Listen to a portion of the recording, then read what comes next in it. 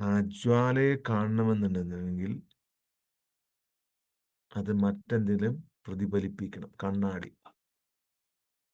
കണ്ണാടി പ്രതിഫലിപ്പിക്കണം.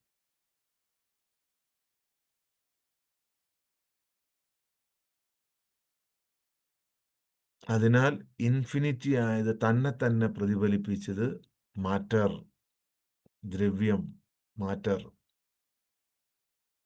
മനസ്സ്, ഈഗോ, ഭൂതപ്രേത പിശാചുക്കൾ, സൂക്ഷ്മശക്തികൾ, സൂക്ഷ്മലോകം, മനുഷ്യർ, മൃഗങ്ങൾ, ഗ്രഹങ്ങൾ, ഗാലക്സികൾ, സമയം, ജീവിതം, ജനനം, മരണം, സ്നേഹം, കഷ്ടപ്പാട്, ഈഗോ, അഹംഭാവം, സറണ്ടർ, സൃഷ്ടി മുഴുവൻ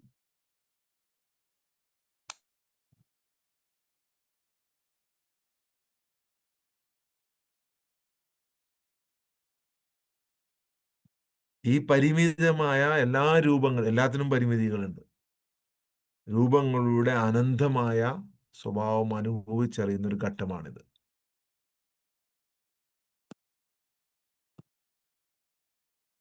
കണ്ണാടികളെ തിരഞ്ഞെടുക്കാൻ വേണ്ടി ശ്രമിക്കുന്ന ദൈവത്തിന്റെ പ്രതിഫലനമാണ് നിങ്ങൾ. ഇതാണ്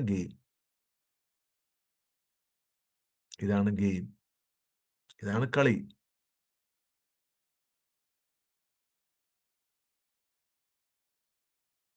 രണ്ടുമൂന്ന് പ്രാവശ്യം കേൾക്കുമ്പോൾ കറക്റ്റ് മനസ്സിലാവും.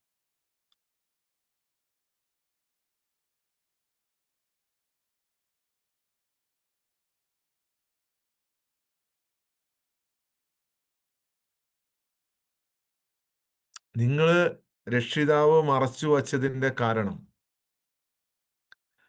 രക്ഷിതാവ് പൂർണ്ണമായും നിങ്ങൾക്ക് വെളിപ്പെടുന്ന ദിവസം നിങ്ങൾ പൂർണ്ണമായും അപ്രതീക്ഷിതരാകും.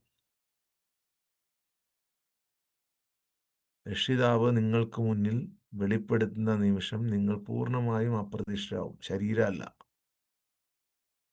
നിങ്ങളുടെ അഹങ്കാരം പൂർണ്ണമായിട്ടും ഇല്ലാതാകും.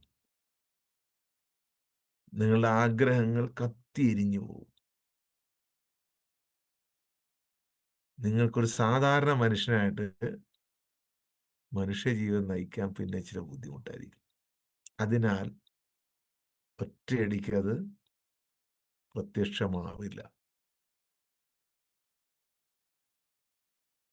നിങ്ങൾ നോർമലായിട്ടുള്ള ഇത് നിങ്ങൾക്ക് പറ്റൂല. അതിനാൽ ചിലതിന് പിന്നിൽ മറയും. നിശബ്ദതയ്ക്ക് പിന്നിൽ, നിങ്ങളുടെ ആശയക്കുഴപ്പങ്ങൾക്ക് പിന്നിൽ, നിങ്ങളുടെ യാദൃശ്ചികതകൾക്ക് പിന്നിൽ, നിങ്ങളുടെ പരീക്ഷണങ്ങൾക്ക് പിന്നിൽ, നിങ്ങളുടെ കഷ്ടപ്പാടിന് പിന്നിൽ, സൗന്ദര്യത്തിനും സൗന്ദര്യമില്ലായ്മയ്ക്കും പിന്നിൽ, സ്നേഹത്തിന് പിന്നിൽ, വേർപിരിയലിന് പിന്നിൽ ആത്മാർത്ഥമായി അന്വേഷിക്കുന്നവർക്ക് മാത്രമേ ഇത് കാണാൻ കഴിയുള്ളൂ.